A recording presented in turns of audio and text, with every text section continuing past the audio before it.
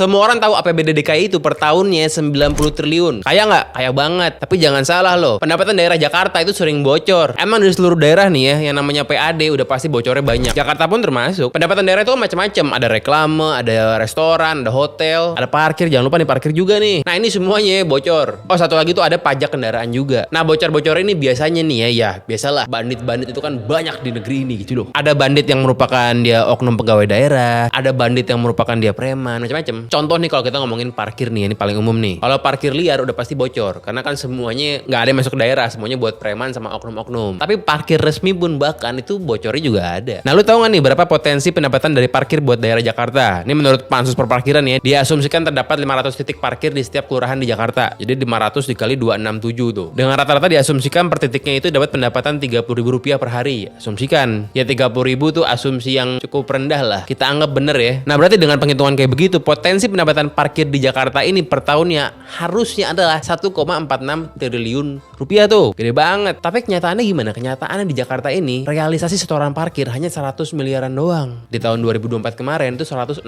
miliar doang. Dari potensi yang seharusnya 1,5 triliun. Kan jauh banget. Ada lagi reklame. Reklame itu kan juga bayarnya pajak buat daerah. Misalnya lu bikin tiang nih, tiang reklame itu pajaknya buat daerah, bukan buat nasional tuh. Jadi kalau pajak reklame ini pajaknya gila juga nih. 25% dari total harga bayarnya. Jadi kalau misalnya ada brand nih, Samsung pasang reklame di tiangnya Pak Agus gitu misalnya. Tiang Pak Agus di Kebayoran Baru. Harganya 1 tahun semiliar. Misalnya nih itu 250 juta pajak buat Jakarta. Gede juga lumayan. Nah tapi itu pun sebenarnya banyak yang bocor. Ya bocornya gimana? Bocornya mungkin Pak Agusnya tidak pernah bayar pajak. Bisa jadi itu. Contoh lagi nih, ada juga nih yang paling klasik nih. KTP-nya KTP Jakarta, tapi sebenarnya tinggalnya misalnya tuh di Bojongenyot. Nah karena dia masih KTP Jakarta, dia tuh masih menikmati, kebetulan misalnya dia ini penerima bansos itu ya, jadi dia tuh masih menerima bansos setiap tahunnya, padahal dia hidupnya di Bojongenyot. Kalau dia hidup di Bojongenyot, berarti kan dia menghabiskan uangnya beli AIUEO itu di Bojongenyot, yang artinya nggak ada pajak buat Jakarta. Ya kan akhirnya bocor. DKI tetap ngasih dia bansos setiap waktunya, tapi dia ngabisin duitnya bukan di Jakarta. Ini kan kebocoran. Kalau usaha-usaha hiburan tuh juga banyak itu. Jualnya jual alkohol nih. Alkohol itu kan pajaknya lebih tinggi dibanding makanan biasa, tapi di struknya, di laporan itu dia bilang jualnya jual steak.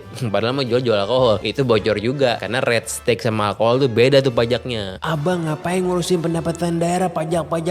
Itu menzolimi rakyat. Lu semua netizen yang suka esensi sama Jakarta, gua tahu nih, tinggal di Jakarta enak kan? Ada MRT segala-gala macam. Ya selain karena memang ada bantuan dari pusat juga, tapi juga memang karena Jakarta itu pendapatannya memang tinggi. Jadi kita harusnya senang kalau pendapatan daerah kita itu tinggi. Jangan kita malah alergi gitu pengen daerah kita miskin. Jangan juga, netizen tuh aneh. Ya kalau pendapatan daerahnya mantap kan tidak perlu selalu mengandalkan transfer ke daerahnya. Ya harapannya begitu meskipun belum bisa full begitu juga ya.